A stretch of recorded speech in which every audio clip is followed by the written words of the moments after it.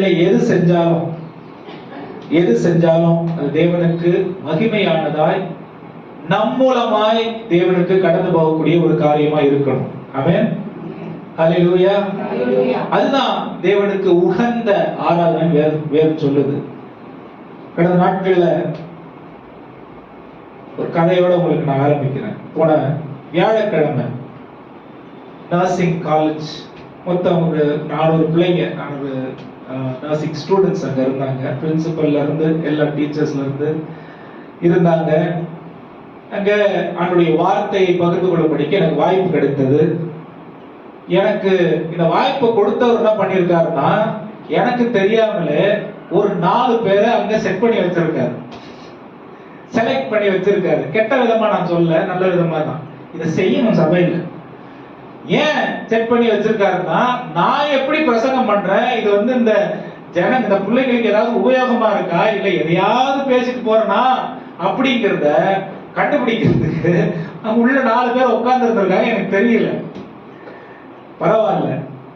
சரி, நான் ரோமர் 12 அதிகாரம் 1-2 வசனங்கள், உலகத்தில் கொத்த விஷயம் தெரியாமல் அப்படின்னு சொல்லி மனம் புதிதாக பத்தி பேசி சரீரத்தை ஜீவ பலியா தேவனுக்கு ஒப்பு கொடுக்கிற காரியங்களை அப்படின்னு சொல்லி 4 காரியங்கள் நம்மை தேவனுக்கு முன்பாக எப்படி படைக்கிறோம் அப்படிங்கிறத பொறுத்து தான் தேவனுக்கு நாம், இது சாய்ஸ். இது வந்து சாய்ஸ்னா என்னது? தீர்மானம். இது நம் தீர்மானம். பிள்ளைங்களுக்கு ஏன்னா பாருங்க, ஒரு 60-80% வந்து தேவன் அறியாத பிள்ளைங்க. இயேசுவை யாருன்னு அவங்க அறிந்து கொள்ளாம அவங்க உள்ள வர்றது வந்து பரவாயில்ல. ஆனா நீங்க 4 வருஷம் எங்க கூட செலவு பண்ணிட்டு இயேசு அறியாம அவங்க வெளியில போனா எந்த பிரச்சனை? தப்பு, நம்ம தப்பு. ஆமென். உங்க வட்டாரத்துல உங்க ஆண்டவர் வச்சிருக்காருன்னா, பல வருஷமா நண்பர்களா பேசுறது பழகுறது வேற. ஆனா அந்த இடத்துல நம்மை தேவன் வைத்த பிரதானமான நோக்கத்தை நாம் செயல்படுத்தல அப்படின்னா ஆண்டவர் அவங்கள கேள்வி கேட்க மாட்டாரு, நம்ம தான் காரணம். அப்ப இது ஒரு சாய்ஸ், இது ஒரு என்னது? தீர்மானம். இந்த தீர்மானத்தை பற்றி அவங்ககிட்ட பேசும்போது, உங்களை நீங்க ஜீவ பலியா படைத்தா என்ன ஆகும்னா, உலகத்துக்கு நீங்க என்ன பண்ண மாட்டீங்க? ஒத்த வேஷம் தரிக்க மாட்டீங்க. நீங்க பிரித்தெடுக்கப்பட்டவர்களா மாறிடுவீங்க. நீங்க பிரித்தெடுக்கப்பட்டவர்களா மாறிட்டா மனம் புதிதாகும், மறுரூபமாக்கப்படுவீர்கள். மறுரூபமாக்கப்பட்ட உங்களை மறைத்து வைக்கப்பட முடியாது. நீங்க உலகத்துக்கு வெளிச்சமா இருப்பீங்க. இவ்வளவுதான் என்னுடைய பிரசங்கம். எத்தனையோ பிள்ளைங்க போயிட்டு அன்னைக்கு சாயந்தரம் சாப்பிடலையா, போயிட்டு எல்லாம் வந்து கதறி அழுது, ஆண்டவரே என்ன வந்து உண்மை போல மாற்றம். இதுக்கு நடுவுல இன்னொரு வேலை நடந்துச்சு. உள்ள வந்த உடனே சிலர்லாம் ரொம்ப வருஷமா இருப்பாங்க தெரியுங்களா, பிரின்சிபல் இந்த மாதிரி ரொம்ப வருஷமா இருக்கிற ஆட்கள்.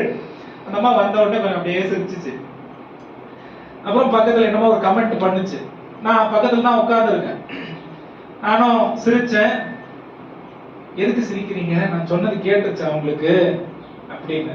நீங்க சொன்னதுக்காக கேட்கல, நான் வந்து இவ்வளவு கூட்டத்துல இருந்து இங்க இருந்து நான் முன்னாடி எப்படி நடந்து போவேன், இடமே இல்லையே அப்படிங்கறத நினைச்சு சிரிச்சேங்க அப்படின்னு சொல்லிட்டு அவங்க அதுக்கப்புறம் அப்பாடா அப்படின்னு சொல்லி ஒரு காரியத்தை சொன்னாங்க. அதுக்கப்புறம் பக்கத்துல பேசிக்கிட்டே இருந்தாங்க. பிரசங்கம் ஆரம்பிச்சு முடிக்கும் போது ஒரே கண்ணில் தண்ணி. அந்த அம்மாக்கு பரிசுத்த ஆவியானவருடைய வேலையை யாராலையுமே தடை செய்ய முடியாது. அதான் நான் சொல்ல வரேன். ஆமென். அப்ப தேவன் நம்மை எதற்காக இந்த உலகத்தில் பிரித்தெடுத்து வழிநடத்தி கொண்டு வருகிறாரோ, என்னுடைய பாதி பிரசங்கத்துக்கு மேல பாஸ்டருடைய என்ன சொல்றதுங்க, இந்த சின்ன பிரசங்கத்துல வந்துருச்சு. இயேசுவை பார்க்கணும் அப்படின்றதுதான் இன்னைக்கு எனக்கு முக்கியமான என்னுடைய செய்தியினுடைய வார்த்தை. அது நிறைய முறை இன்னைக்கு காலையில இருந்து வந்துருச்சு. மனுஷங்களை ஆண்டவர் எத்தனை மனுஷர்கள் இங்க நின்னாலும் மனுஷர்களை மறைத்து வெளிப்படுகிறது பரிசுத்த ஆவியானவருங்கிறது இங்க நிரூபணமாகுது. ஹல்லேலூயா. அப்ப வசனத்துல நம்ம உறுதிப்படுகிறவர்களா இருந்தா எந்த இடத்துலயும் எப்படிப்பட்ட மனநிலையில் இருக்கிறவங்களையும் எப்படிப்பட்ட சூழ்நிலையில வரவங்களுடைய உள்ளங்களையும் தேவன் மாற்றி அர்ப்பணிக்க செய்ய அவர் வல்லமை உள்ள தேவனா இருக்கிறாருங்கிறதுல எந்த சந்தேகமும் இல்ல. இத நான் பெருசா பிரசங்கம் பண்ணிட்டேங்கிறதுக்காக நான் சொல்லல. தேவனுடைய கிரியை அரை மணி நேரத்துல எப்படிப்பட்டதா இருக்கும் அப்படிங்கறத. அதுக்கப்புறம் அடுத்த நாள் வெள்ளிக்கிழமை காலையில டீ ஒரு சாப்பிடலாம் அப்படின்னு வந்தேன். எத்தனை மணிக்கு சாப்பிடலாம் கேட்க ஒரு 11 மணி ஆயிரத்தி வச்சாச்சு. ஒரு 3 மீட்டிங் இருந்தது. சாப்பிடலான்னு வந்தா இவர் நிக்கிறார், இந்த சார் நிக்கிறார். வெளியில சனிக்கிழமை நேத்து வந்து நிக்கிறாரு. வந்து நின்றுட்டு இன்னொரு அந்த ஸ்டூடெண்ட்ஸோட கோஆர்டினேட்டர் ஒரு புள்ள வந்து நிக்குது. வந்து நின்றுட்டு ஏன் முன்னாடியே கேட்கிறாரு, எல்லாரும் வந்து ரிப்போர்ட் அனுப்புனாங்க, நீ மட்டும் ஏன் ரிப்போர்ட் அனுப்பல அப்படின்னு. என்னம்மா ரிப்போர்ட் அப்படின்னு கேட்டா, சார் உள்ளுக்குள்ள வச்சிருக்காரு அவரு. எதுக்காக அப்படின்னா வசனத்தை திருச்சி மாத்தி பேசி பிள்ளைகளை திசை திருப்பி விட்டுறதுக்கு ஆட்கள் இருக்காங்க.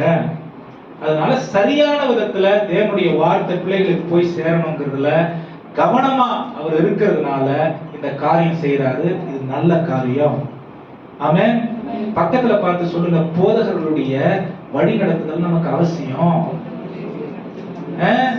தனி காட்டு ராஜாவா என்ன பண்ணக்கூடாது, எனக்கு எல்லாம் தெரியாது,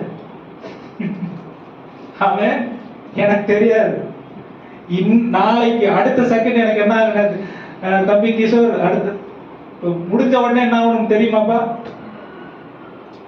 ஆமென். இதுதான் மனுஷனுடைய வாழ்க்கை. ஆமென். அப்ப ஒவ்வொரு நொடியும் நம்மள வழி நடத்துறதுக்கு ஊழியர்கள் தேவை, பரிசுத்த ஆவியானவர் தேவை, தேவன் ஆண்டவராகிய தேவன் தேவை. அல்லேலூயா. அப்ப இதனுடைய ரகசியம் என்னன்னா, கீழ்ப்படிதமா அர்ப்பணிப்பா இருந்தா நம்மள ஆண்டவர் வெளிச்சம் மாத்திடுவார். ஆமென். கேட்கிற இடத்துல இருந்து ஒரு நாள் சொல்ற இடத்துல ஆண்டவர் வச்சிருவாரு. சொல்ற இடத்துக்கு நான் போன பிறகு கேட்கறத நிறுத்திட கூடாது. ஆமென். இதுதான் வேத ஒழுங்கு. ஹல்லேலூயா. இதுதான் வேத ஒழுங்கு. கவனிங்க, எபிரேயர் 2ஆம் அதிகாரம். இன்னைக்கு இந்த பகுதியில இருந்து தான் கொஞ்ச நேரம் ஆண்டவருடைய வார்த்தை கேட்க போறோம். ரொம்ப நேரம்லாம் நான் பேச போறது இன்னைக்கு டைம் கவனத்தில் நான் கொள்ளுகிறேன்.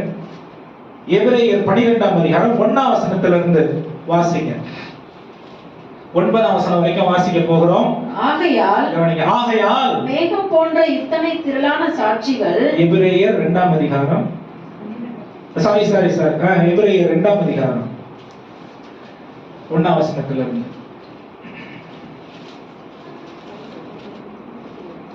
ஆகையால் நாம் கேட்டவைகளை விட்டு விலகாதபடிக்கு. கவனிங்க, ஆகையால் நாம் கேட்டவைகளை விட்டு விலகாதபடி அவைகளை மிகுந்த ஜாக்கிரதையாய் கவனிக்க வேண்டும். எப்படி கவனிக்கணுமா? அவைகளை மிகுந்த ஜாக்கிரதையாய் கவனிக்க வேண்டும். ஏனெனில் தேவதூதன் மூலமாய் சொல்லப்பட்ட வசனத்திற்கு. தேவதூதன் எல்லாம் பக்கத்துல பார்த்து சொல்லுங்க, நம்ம பெந்தேகோஸ்தே சபை. ஆமென்.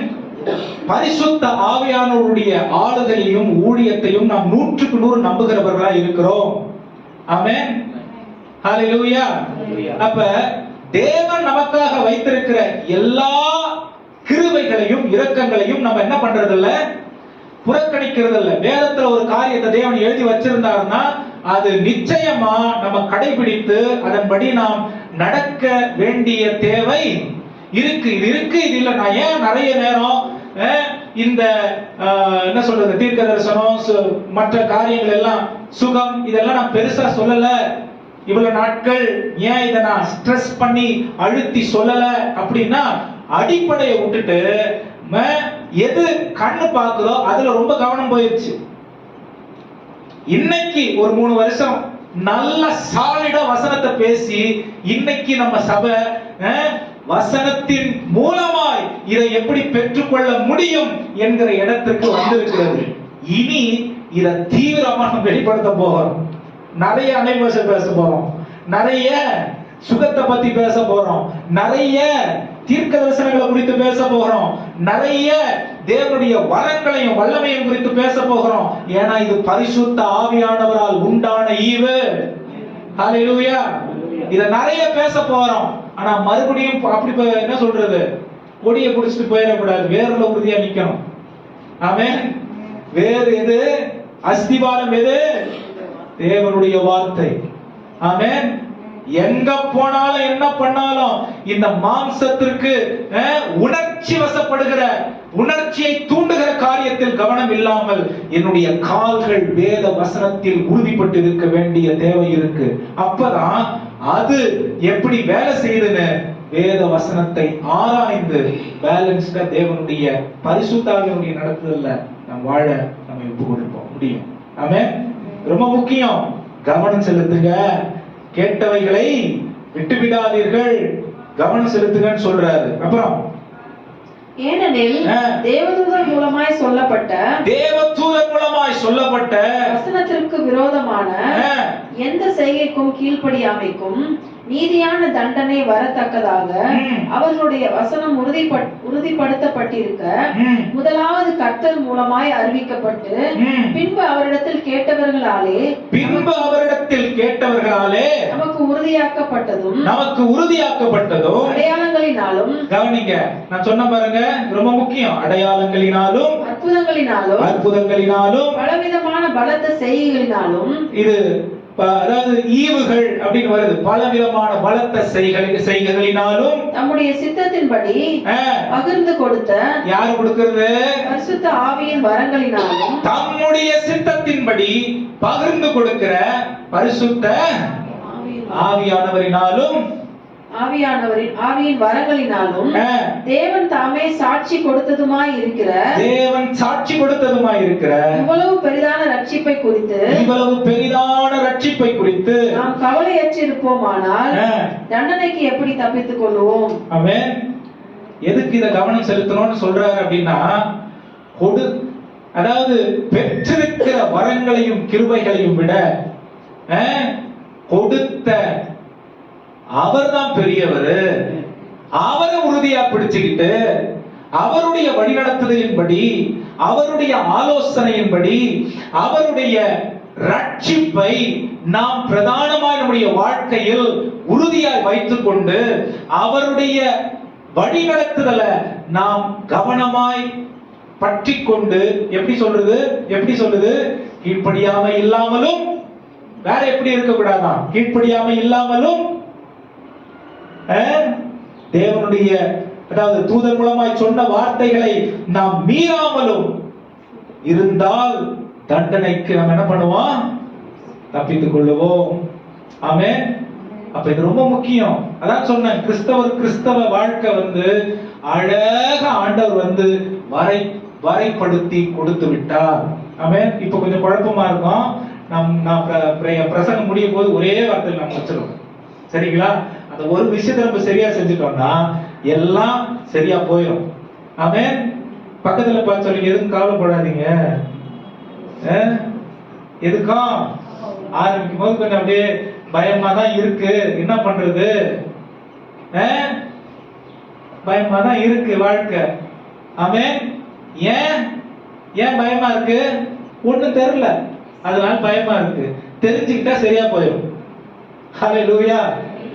என்னத்தை தெரிஞ்சுக்கணுமோ இன்னைக்கு அதை தெரிஞ்சுப்போம். இன்னைக்கும் விசுவாசத்தை குறித்து தான் நான் தொடர போகிறேன். இயேசு கிறிஸ்துவில் இருக்கும் அதிகாரம் நம்முடைய விசுவாசத்தோடு எப்படி தொடர்பு படுகிறது என்று அவருடைய வார்த்தையை நாம் கேட்க போகிறோம். 5ஆம் வசனம் வாசிங்க. இனிவரும் உலகத்தை குறித்து பேசுகிறோமே. நமக்கு இப்போ ஆண்டவருக்காக எப்படி வாழணும்ன்ற கவலையே நிறைய பேருக்கு இருக்கிறது இல்ல. செத்த பிறகு போய் பரலோகத்துல எப்படி வாழ போறோம்ன்ற கவலையில இப்போ வாழற வாழ்க்கையை நடந்தமாக்கிக்கிறோம். ஆமென். செத்து போய் பரலோகத்துக்கு போறோமா நரகத்துக்கு போறோமா அப்படிங்கிற அந்த ஒரு காரியத்துல அதிகமா கவனம் செலுத்துறோம். இனி வரப்போகும் நாட்களை குறித்து நம்ம கவனம் செலுத்துறோமே. வாசிங்க. அதை அவர் தூதர்களுக்கு கீழ்ப்படுத்தவில்லை. அதை என்ன பண்ணல? தூதர்களுக்கு அவர் கீழ்ப்படுத்தவில்லை. ஒரு இடத்திலே ஒருவன் சாட்சியாக மனுஷனை நீ நினைக்கிறதற்கும் மனுஷனுடைய குமாரனை நீ விசாரிக்கிறதற்கும் விசாரிப்பதற்கும் அவன் எம்மாத்திரம். இது எங்க இருக்கு இந்த வசனம்? சங்கீதம் 8. பரவாயில்ல.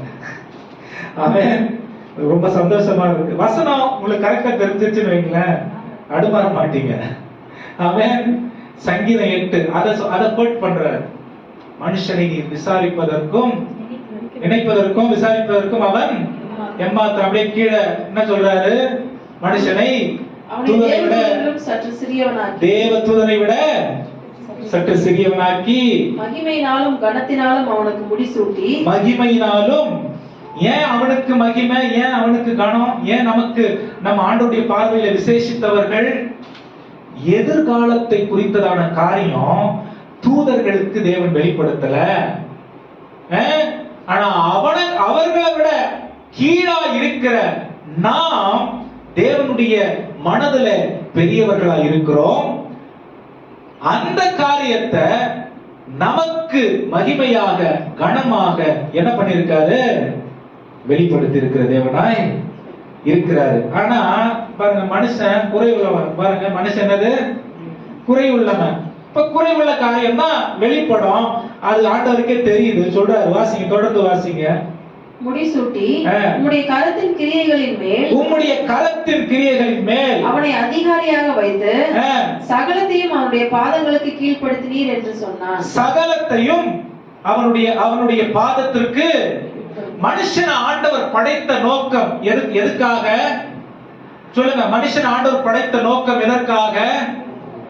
ஜெயமுள்ள வாழ்க்கையை வாழறதுக்கு, வெற்றி உள்ள வாழ்க்கைய வாழறதுக்கு, இந்த உலகத்தை ஆளுகை செய்யறதுக்கு, இந்த உலகத்தில் உள்ள எல்லா காரியங்களிலும் தேவனுடைய ஆளுகை எப்படிப்பட்டதா இருக்கும் என்று வெளிப்படுத்தி தேவனை மகிமைப்படுத்தி வாழ்வதற்காக மனுஷனுக்கும் ஆண்டவர் கனத்தையும் மகிமையையும் கொடுத்தார். அதான் வசனம் சொல்லுது.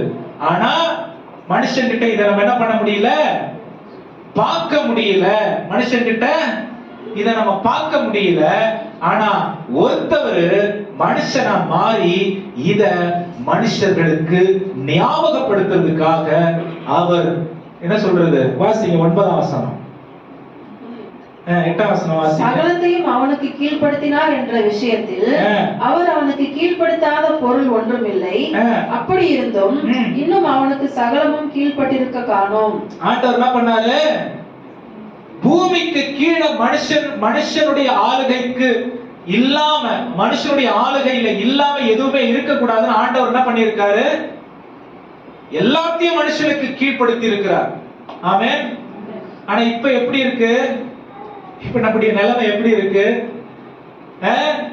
எதை பார்த்தாலும் முதல்ல வருது பாருங்க இந்த வார்த்தை. எதை பார்த்தாலும் பயம், எதை பார்த்தாலும் குழப்பம், எதை பார்த்தாலும் சந்தேகம், எதை பார்த்தாலும் நடக்குமா நடக்காதாங்கிற இருமணம் வார்த்தையும் பாஸ்டருடைய பிரசங்கத்துல வந்தது.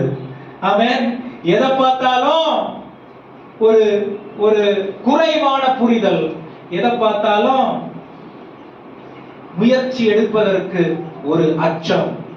இதுதான் இன்றைக்கு மனிதனுடைய நிலைமையில காணப்படுகிறது. ஆனா தேவன் மனிதனை படைத்த அந்த நோக்கம் என்ன? ஆண்டவருடைய மனசுல மனுஷனுடைய எண்ணம் என்னது?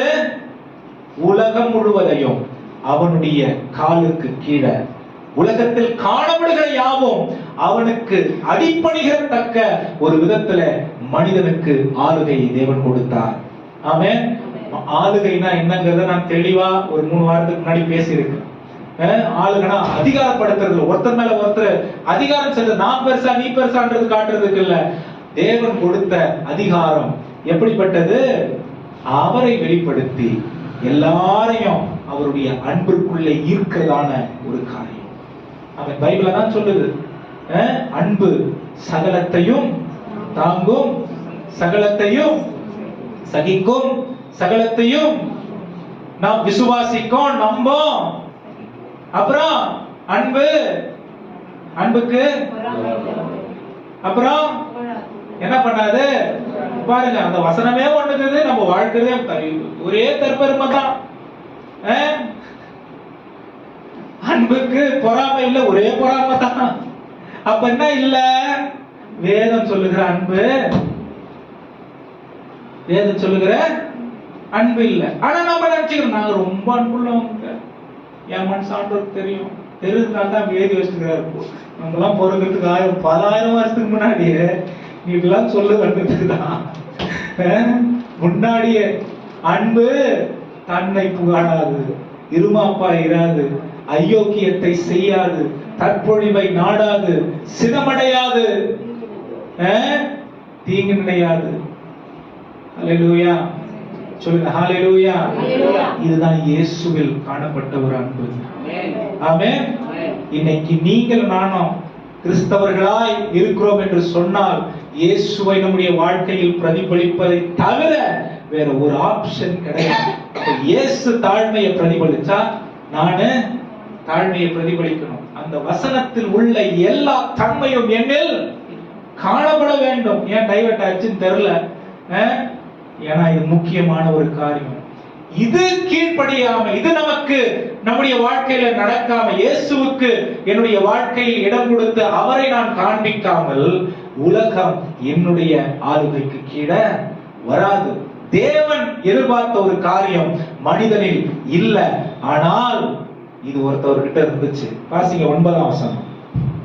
என்றாலும் தேவனுடைய கிருபையினால் ஒவ்வொருவருக்காகவும் மரணத்தை ருசி பார்க்கும்படிக்கு தேவதூதரிலும் சற்று சிறியவராக்கப்பட்டிருந்த இயேசு மரணத்தை உத்தரித்ததின் நிமித்தம் மகிமையினாலும் கனத்தினாலும் முடிசூட்டப்பட்டதை காண்கிறோம். என்ன பண்றோம்?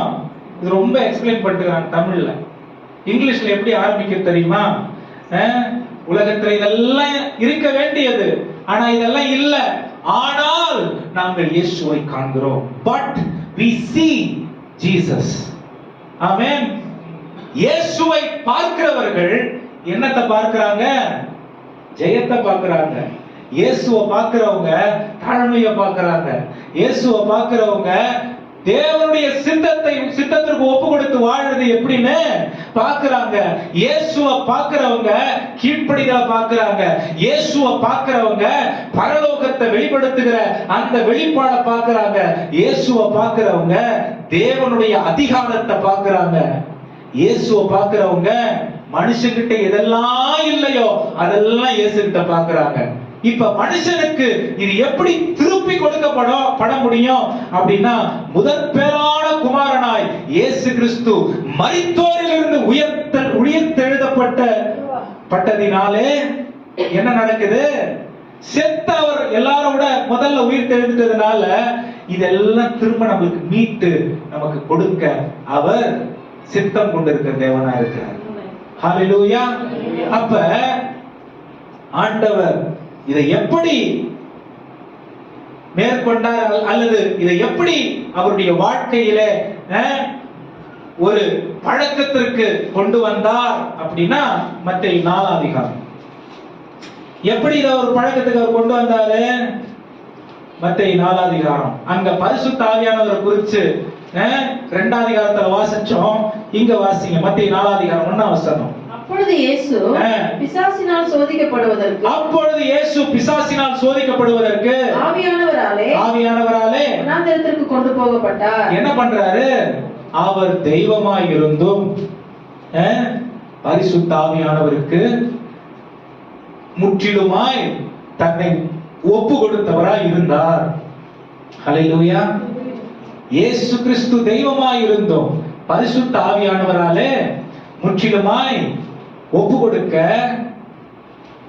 தன்னை, அதாவது முற்றிலுமாய் தன்னை ஒப்பு கொடுத்தார். ஒன்று கவனிங்க, உபவாசம் நாம் எடுக்கிறதுனால நமக்கு சோதனையிலிருந்து விடிவு காலம் வரணும்லாம் நினைக்காதீங்க.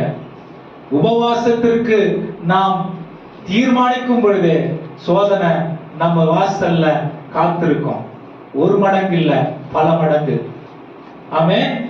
இயேசு கிறிஸ்து எப்படி அதிகாரத்தை பயன்படுத்தினார், எப்படி எல்லா குறைவுகளையும் நிறைவாக்கினார், எப்படி இந்த உலகத்தை ஜெயித்தார்னு இந்த பகுதியில் இருக்கு. என்ன பண்றாரு? முதல்ல எனக்கு முன்னாடி என்ன நடக்குது ஏது நடக்குது எல்லாம் கிடையாது. கவனிங்க, எத்தனை பேர் ஞானஸ்நானம் எடுத்திருக்கோங்க? எத்தனை பேர் நல்லா, அதாவது பாருங்க, சர்ச்சில் வந்து இந்த அரை கை பாதி கை எல்லாம் இருக்க கூடாது. எத்தனை வருஷம் விசுவாசி நான் 1000 முறை சொல்லிட்டேன், மறுபடியும் அதே அப்படியே தூக்குனா என்ன அர்த்தம் அது? எத்தனை பேர் ஞானஸ்நானம் எடுத்திருக்கோம்? ஆமென். ஞான ஸ்நானம் எடுத்த உடனே இயேசு கிறிஸ்து என்ன பண்ணாருங்கிறது அதெல்லாம் நம்ம பண்ணணும். ஞான ஸ்நானம் எடுத்த இயேசு கிறிஸ்து என்ன பண்றாரு? இங்க பயங்கரமான பிரம்மாண்டமான ஒரு காரியம் நடக்குது. இயேசு கிறிஸ்து ஞானஸ்தானம் எடுத்த உடனே அப்படியே பரலோகம் பயங்கரமான ஒரு காரியம் எல்லாம் காட்டுது. பரிசுத்த ஆவியானவர் புறாவை போல இறங்கி மேல வராரு. பரலோகத்துல இருந்து ஒரு சத்தம், இவர் நேசகுமாரன், இவரில் நான் சொல்றாரு. அதனால அவர் கிளம்பிரல ஊழியத்துக்கு. என்ன பண்ணல இயேசு கிறிஸ்து?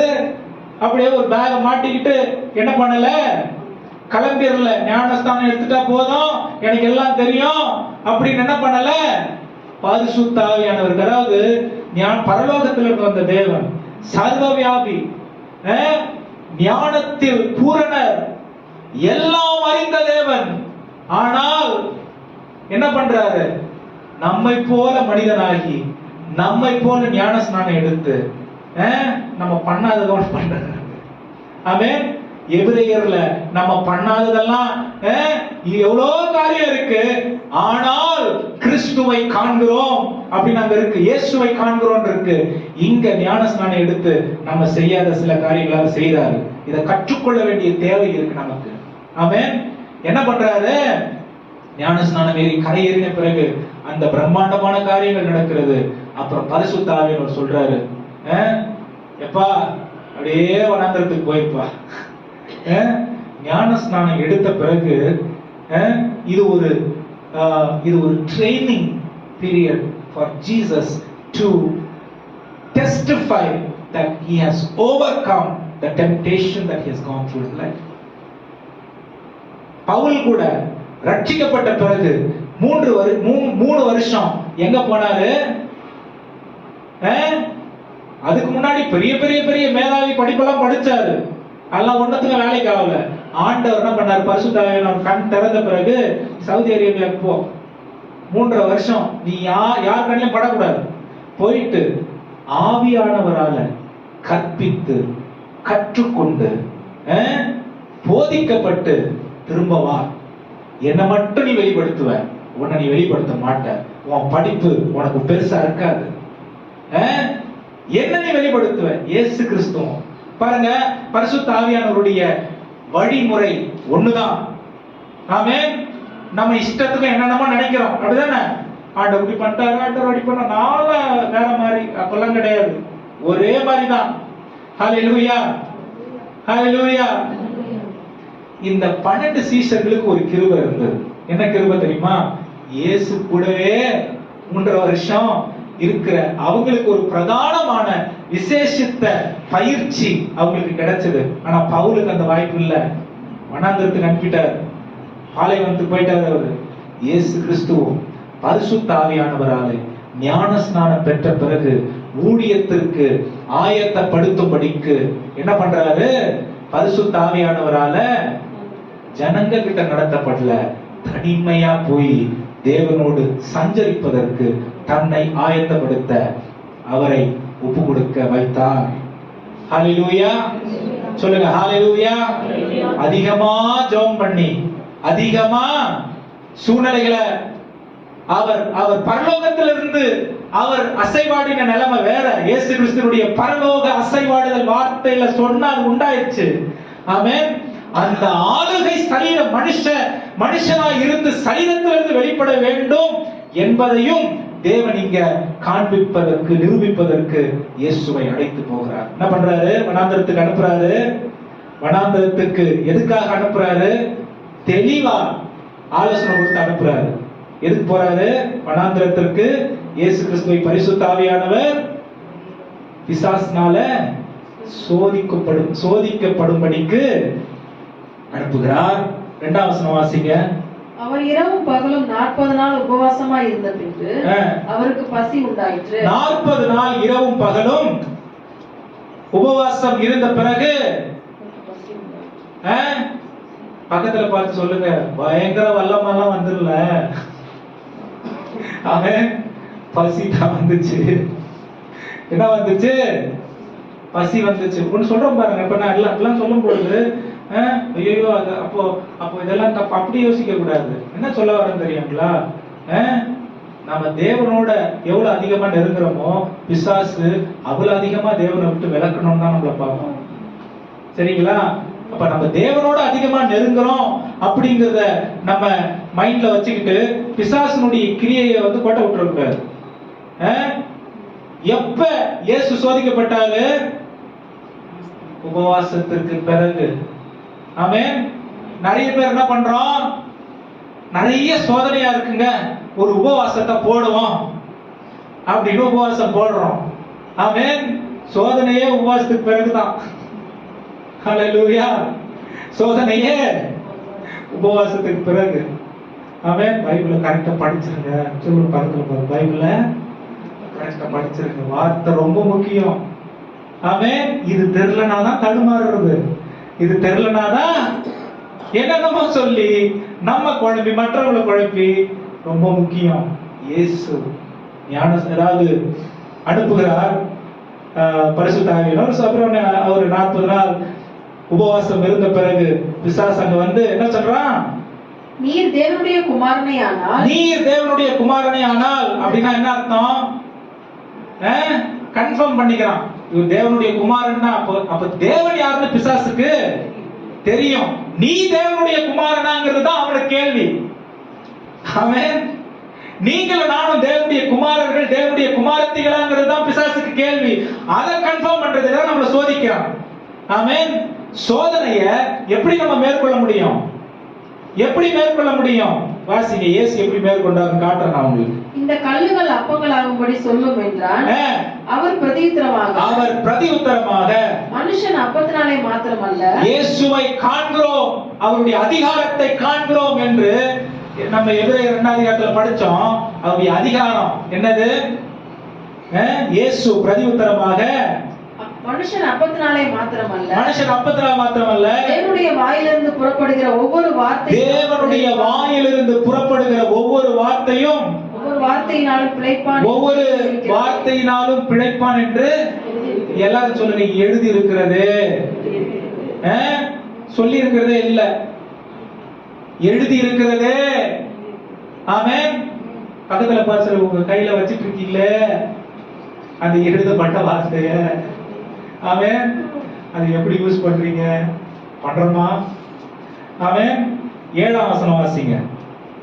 அதற்கு இயேசு, உன் தேவனாகிய கர்த்தரை பரீட்சை பாராதிருப்பாயாக, உன் தேவனாகிய கர்த்தரை பரீட்சை பாராதிருப்பாயாக என்றும் எழுதியிருக்கிறது, என்றும் எழுதியிருக்கிறதே. 10ஆம் வசனம் வாசிங்க. அப்பொழுது இயேசு, அப்பாலே போ சாத்தானே, அப்பாலே போ சாத்தானே, தேவனாகிய கர்த்தரை பணிந்து கொண்டு, தேவனாகிய கர்த்தரை பணிந்து கொண்டு ஒருவருக்கே ஆராதனை செய்வாயாக என்று எழுதியிருக்கிறது. அவர் ஒருவரையே ஆராதனை செய்வாயாக என்று எழுதியிருக்கிறது. ஆமென். கர்த்தர் சொல்லுகிறார். இதுல இருந்து நம்ம சொல்லுவாரு, எழுதி வச்சதுல இருந்து தான் சொல்லுவார். ஆமென். இது நல்லா கவனிங்க. நிறைய நேரம் புரியாததுனாலதான் நிறைய தடுமாறிக்கிட்டு இருக்கோம். கான்ஸ்டிடியூஷனை கரெக்ட் பண்ணுவாங்க, சில காரியங்கள் எல்லாம் சேர்ப்பாங்க, சில காரியங்களை எடுப்பாங்க. ஆனா கான்ஸ்டிடியூஷன் இந்தியாவுக்கு எது? இந்தியாவுக்கு கொடுக்கப்பட்ட கான்ஸ்டிடியூஷன் பக்கத்துல பார்த்து சொல்லுங்க, எழுதி இருக்கிறது. அதுக்கு மீறி யாரும் செயல்பட முடியாது. ஆமென்.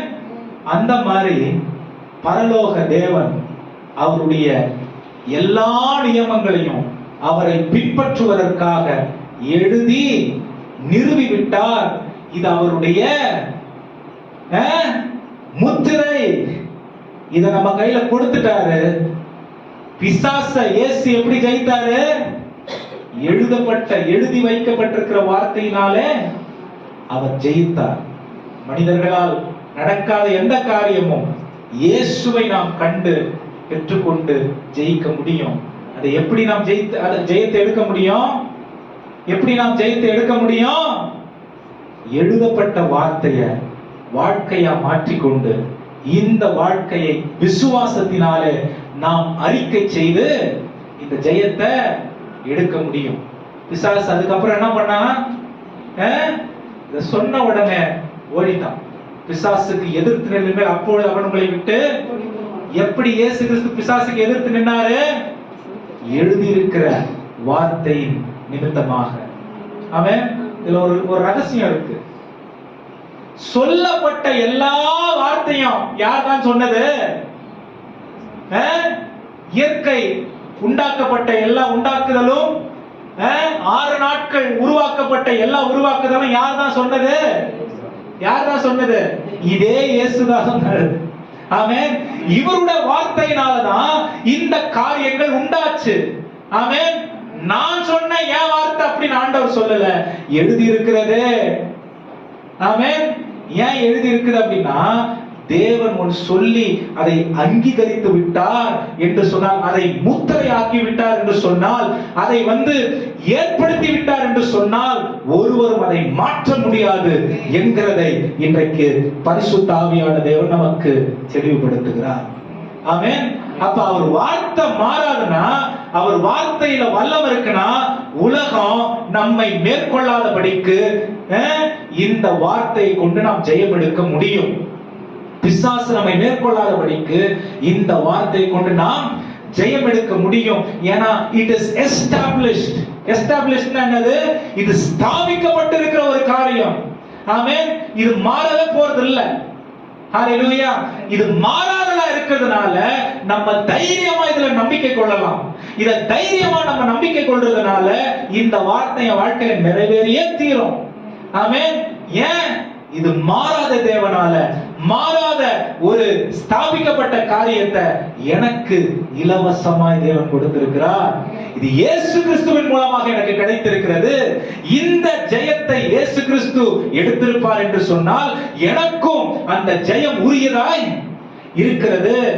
இதுதான் விசுவாசத்தினாலே பெற்றுக்கொள்ளுகிற ஒரு அங்கீகாரம். ஆமென். ஒரு அதிகாரம். ஹalleluya. நீங்கள் நானும் ஜெபம் பண்ணா பிசாசு நாத்துக்கு ஓடணும்.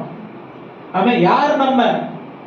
யோசிச்சு பாருங்க. யார் நம்ம ஜெபத்தை ஏன் பிசாசு கேட்டு அவன் நடுங்கனா ஏன் ஓடணும்? நம்ம ஜெபத்தை பிசாசு, அதாவது நம்ம ஜெபத்தை கேட்டு வியாதியஸ்தர்கள் ஏன் சுகமாகணும்? இதை நம்ம யோசிக்கணும். ஆமென். இங்க நீங்களும் நானும் பெரிய ஆட்கள் கிடையாது.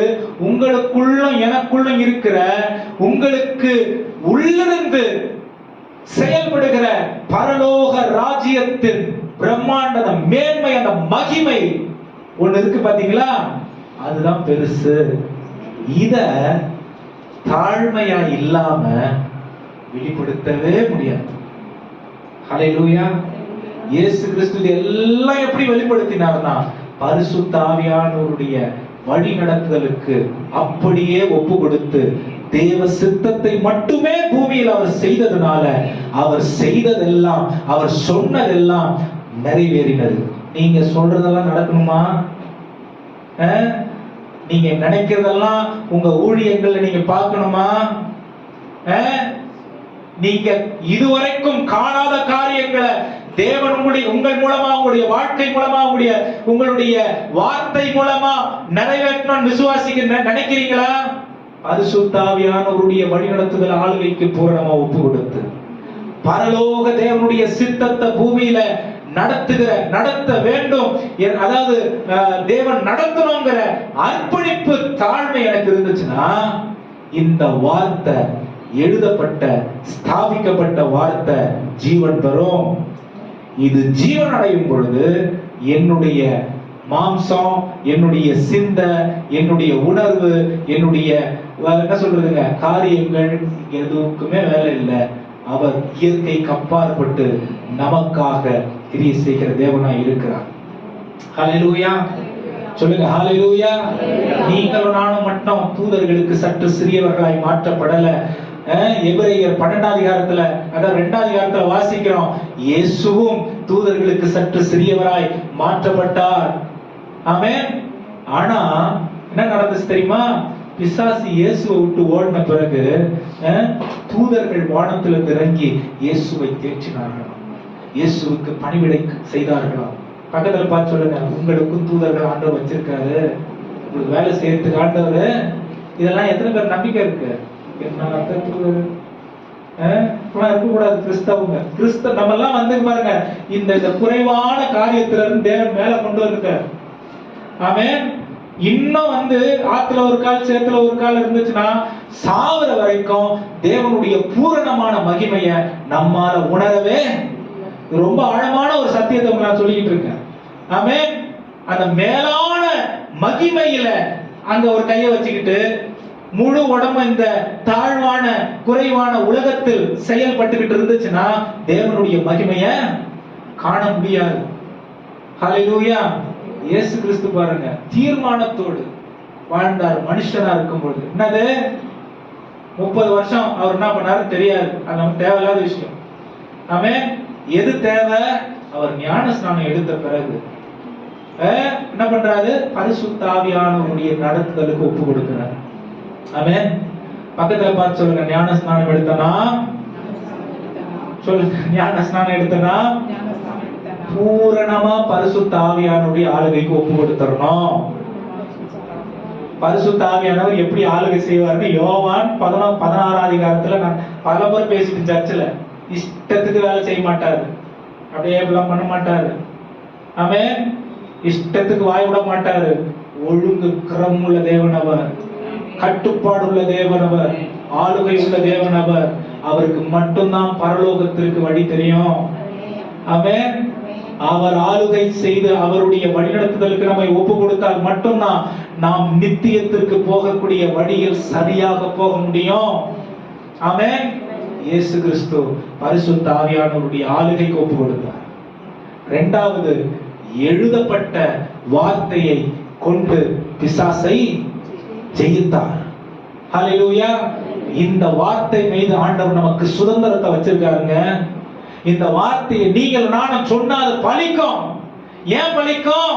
இது இயேசு கிறிஸ்து நமக்காக ஸ்தாபித்து வைத்த வார்த்தை. ஆமென். ஒரே ஒரு காரியத்தை சொல்லி முடிக்க விரும்புறேன். எது நல்ல வார்த்தை, எது கெட்ட வார்த்தை?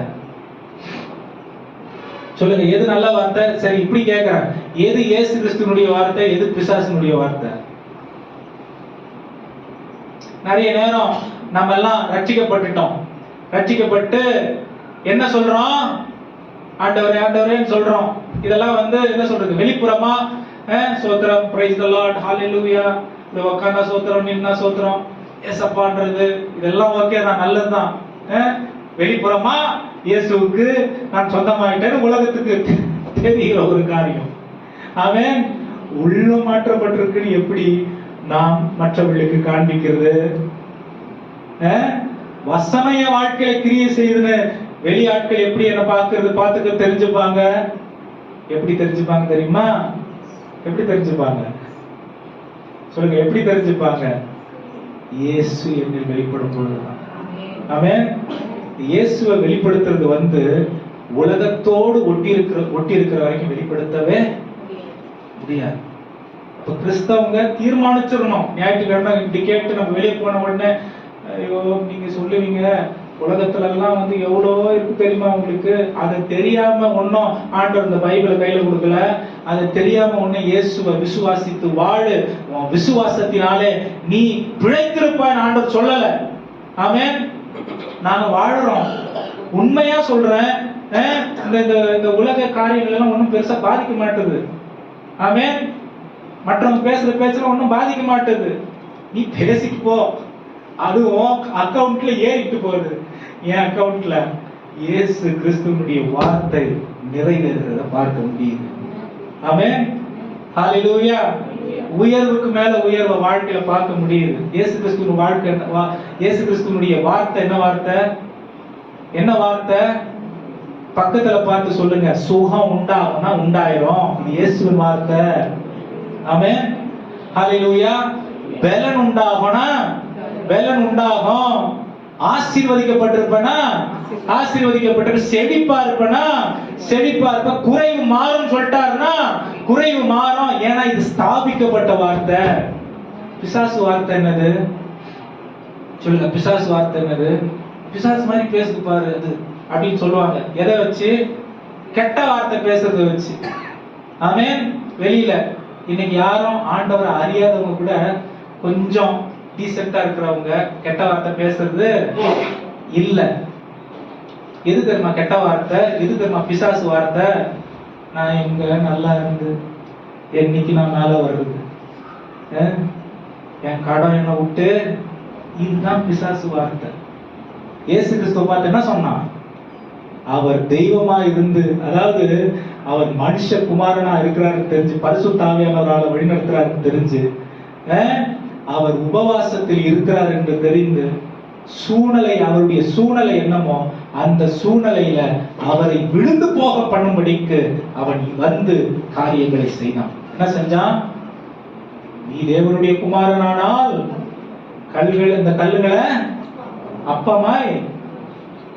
இயேசு கிறிஸ்து என்ன பண்றது, நான் ரொம்ப வீக்கா இருக்கேன், பசிக்குது அப்படின்னு என்ன பண்றது இல்ல, அப்படின்னு என்ன பண்ணல, பிசாசுடைய வார்த்தைக்கு செவி கொடுக்கல. எழுதியிருக்கிறதே மனுஷன் அப்பத்தினால் மாத்திரமல்ல, எதனால பிழைத்திருக்கிறான்? தேவனுடைய வாயில் வருகிறதான ஒவ்வொரு வார்த்தையினாலும் பிழைப்பான். ஆமென். தேவனுடைய வார்த்தை பிழைப்பூட்டுகிற வார்த்தை. ஆமென். நாம் பிழைத்திருக்கும்படிக்கு செய்கிற வார்த்தை. ஆமென். ஹல்லேலூயா. வாழ்வும் சாவும் வந்து எப்படிப்பட்ட ஒரு ரொம்ப குறைவான ஒரு வார்த்தை கிடையாது. வேதம் சொல்லுகிற வாழ்வு சாவு வேற.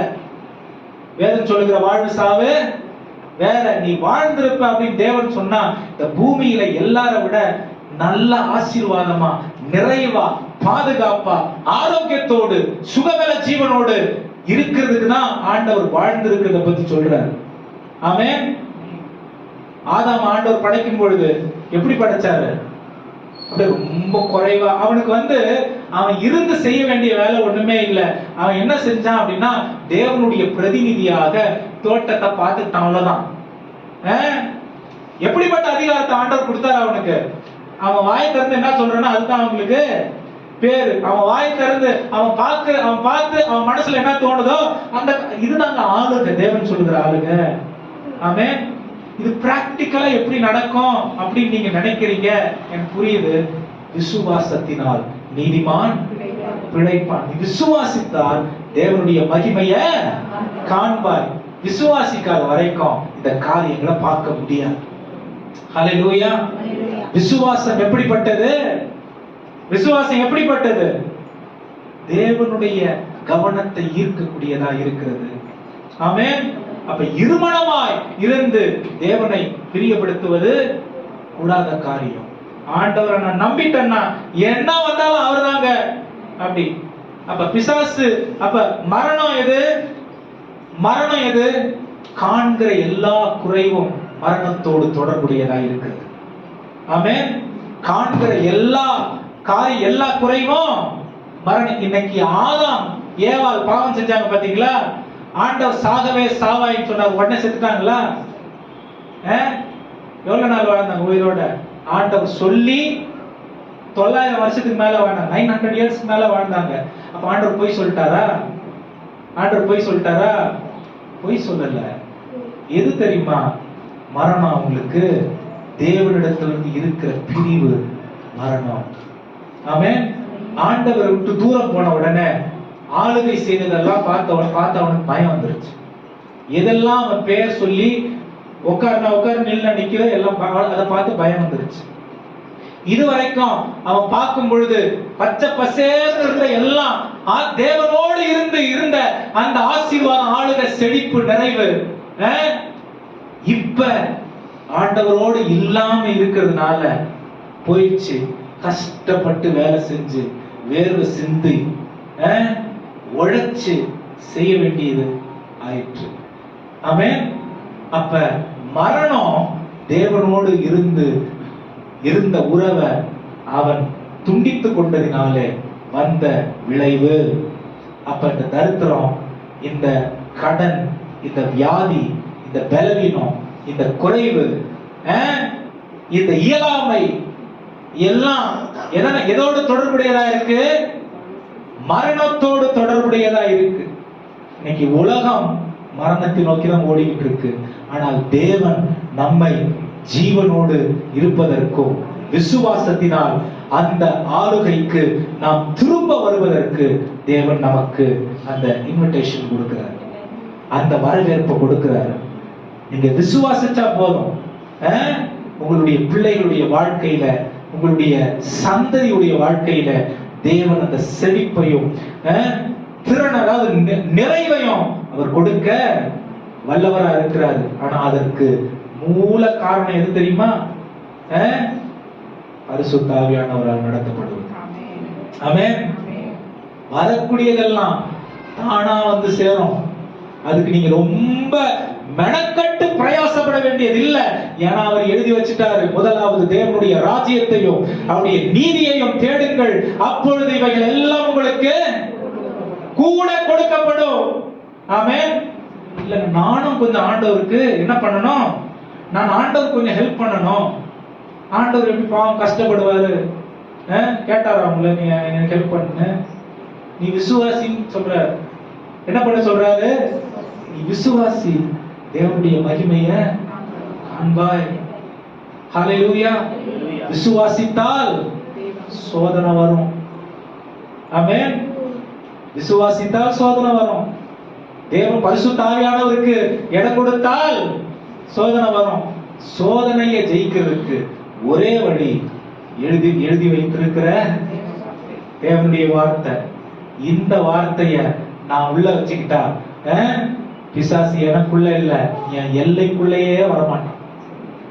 என் எல்லைக்குள்ள அவன் வரல அப்படின்னு சொன்னா தூதர்கள் என் எல்லையில சூழ்ந்திருப்பார்கள். அதான் வேதம் சொல்லுது, பிசாசு தேவனை விட்டு தூரம் போனா தூதர்கள் வந்துட்டாங்க. தூதர்கள் என் எல்லையில இருப்பாங்க. தூதர்கள் என் எல்லையில இருந்தா பரலோகத்தின் ஆசீர்வாதம் எனக்கு நிறைவாய் கிடைக்கும். ஆமென். இத பெற்றுக்கொள்றதுக்கு இயேசு கிறிஸ்து அந்த கதவை திறந்து விட்டார். ஆமென். இன்னைக்கு நிறைய கிறிஸ்தவர்கள் மத்தியில கூட இந்த புரிதல் இல்லை. ஆனால் இன்றைக்கு தேவன் நமக்கு இதை கற்றுக் கொடுத்திருக்கிறார். ஆமென். இயேசு கிறிஸ்துவின் மூலம் நமக்காக ஒரு திறந்த வாசலை வைத்திருக்கிறார். ஆமென். நிறைவான ஆசீர்வாதம், பரலோகத்தின் ஆசீர்வாதம் நம் மீதும் நம்முடைய குடும்பங்கள் மீதும் விளங்கும். நம்முடைய வாழ்க்கை மேம்பட ஆசீர்வாதமா இருக்கும். இதை நான் விசுவாசித்தால் எனக்கு அப்படியே தேவன் இதை செய்வார். சாம் இப்படி எதனா போயிட்டாரா அப்படின்னு அது என் காலுக்கு கீழே என்னைக்குமே இன்னைக்கு இல்ல, எனக்கு நான் 10 ரூபாய் கொடுப்பாங்களா, அந்த நாள்ல இருந்து இன்னைக்கு வரைக்கும் அந்த காசு பண்ணாலும் என் காலுக்கு கீழே அதை நான் கண்ட்ரோலே பண்ணாது. தேவனோடு இருக்கிற தொடர்பு நான் சொல்ல வரேன். ஆமென்.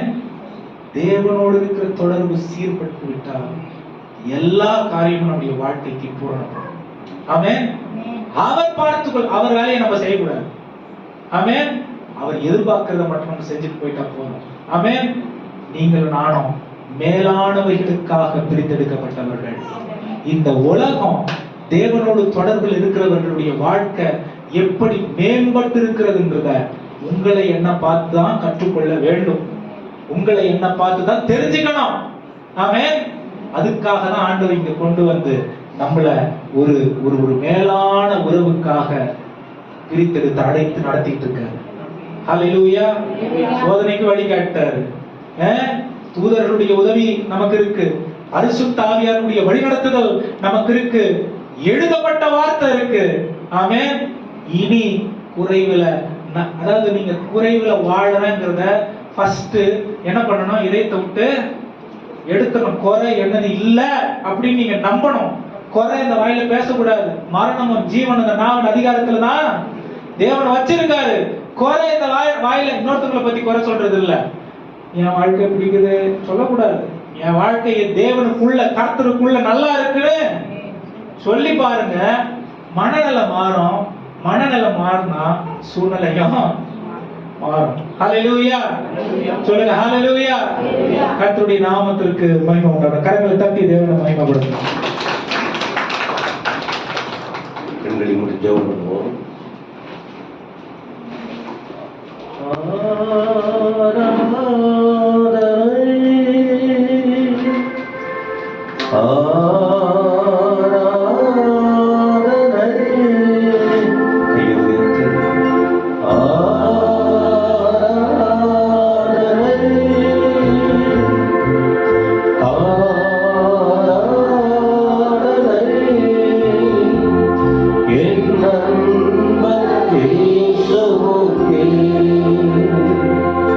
என்ன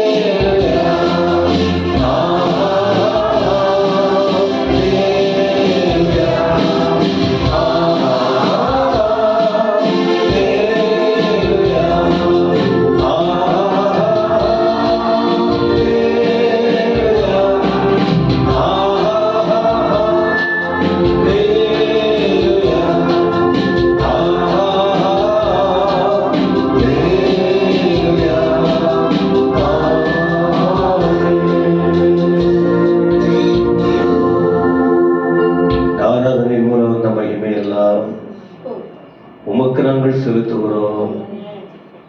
தேவ ஜனங்கள் இருதயம் உம்முடைய கோயில் ஆலயமா வச்சிருக்கீங்க. ஆலயத்துல வருகிற வார்த்தை உமக்கு மகிமையா இருக்கணும்னு அந்த அளவுக்கு ஒவ்வொரு இருதயமும் கனி நிறைந்த வாழ்க்கையாய், விசுவாசம் நிறைந்த வாழ்க்கையாய், உம்முடைய வார்த்தையால் நிரப்பப்பட்ட வாழ்க்கையாய் மாற கிருபையாகும். நீங்க தான் எல்லாரையும் காத்துக்கணும். அவங்கவுங்க அவங்கள காத்துக்கணும்.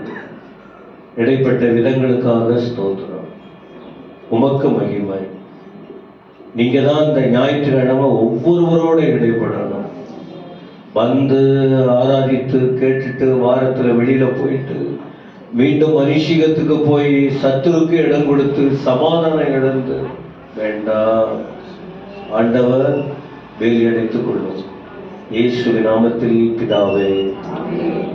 அப்படியே கர்த்தரா இருக்கிற இயேசு கிறிஸ்துவின் கிருபை, பிதாவாகிய தேவனுடைய அன்பு, தூயாவியானுடைய ஆசீர்வாதம் அனைவரோடும் கர்த்தர் இயேசு வருகிற வரைக்கும் நிலைத்திருப்பதாக. என் ஆத்துமாவே ஒரு உள்ளமே பரிசுத்தமானே, என் ஆத்துமாவே கர்த்தரை ஸ்தோத்திரி. உட்கார்ந்து ஒரு 5 நிமிஷம் தான். எனக்கு ஒரு